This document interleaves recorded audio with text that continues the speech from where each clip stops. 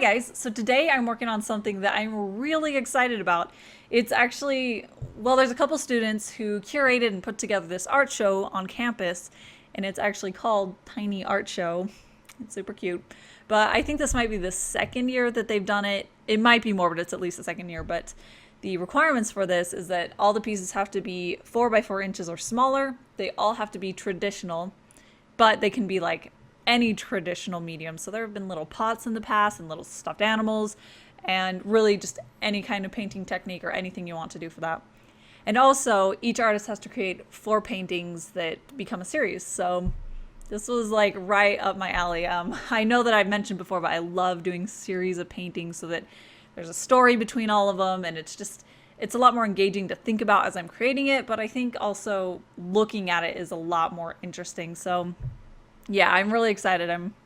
I have so many ideas of different series that I want to do for this piece. So the ones that I'm working on now may not actually be the final one. I'm thinking that I'll probably end up doing a couple sets of them, and then I'll choose the one that I think ends up looking the best or has the best meaning to it. So I guess that's what's cool about them being so small, is that I can produce several different series of them so that I can make sure that I get the one that I'm exactly completely happy with, and yet still be able to get different ideas down.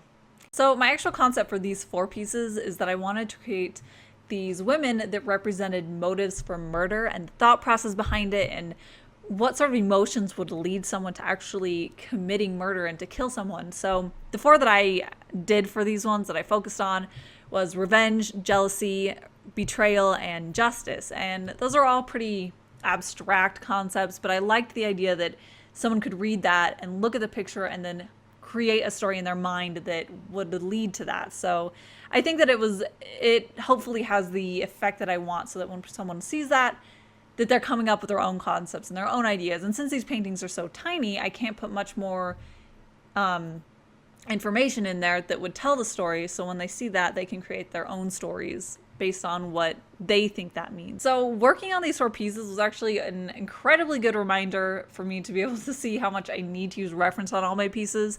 So when I started on this first face, I used reference for that. And the way that I like to use reference is I look for the things that I want to include in my piece, and then I can easily change things that I don't want. So it has similar elements to the same face that I used as reference, but it doesn't look like her, and it didn't need to look like her, and I didn't want it to look like her. But in the end, it was a much stronger portrait than it would have been if I had just drawn it out of my own memory.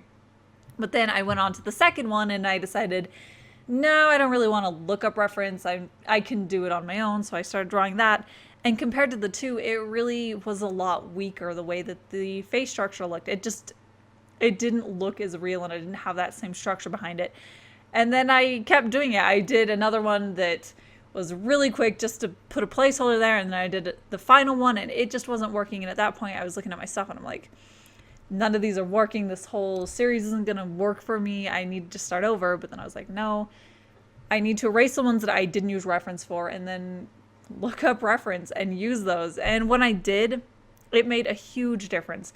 They all had that same quality of them, where they were based in reality and they looked a lot more real, and they had these elements to it that I couldn't have made up. You have to observe it on the face to know how to put that into action. So it was a really clear reminder. I don't think that I do that enough, where I try to draw and then I switch and then I do reference, and then I can clearly see how much of a difference it makes when I have reference over no reference. So like I said, it's a good reminder, and it's something that I'm really trying to work hard on now, because I know that the more reference that I use now, the better I'll be in the future of being able to make things work for my own head, which is a very valuable skill. So yeah, it was a good reminder.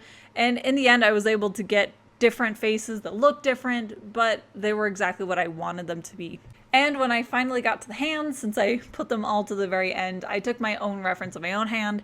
And I'm trying to do that a lot more now, because it's a lot faster and easier to take the exact reference that I want of my own hand, instead of trying to find the right one online or making it up, which is even worse because they look totally unrealistic when I try to do hands without reference. So that's something that I'm trying to make sure that I do from now on to get better at drawing hands, is to use reference and take it for every single pose and take my own, so that I can get that exact reference that I need for it. And that is pretty much it for just this development sketching phase for these, but the next phase is painting them, which is really fun. That's the fun part, and I'm excited to do that. So yeah, stay tuned for the second half of this where I paint them.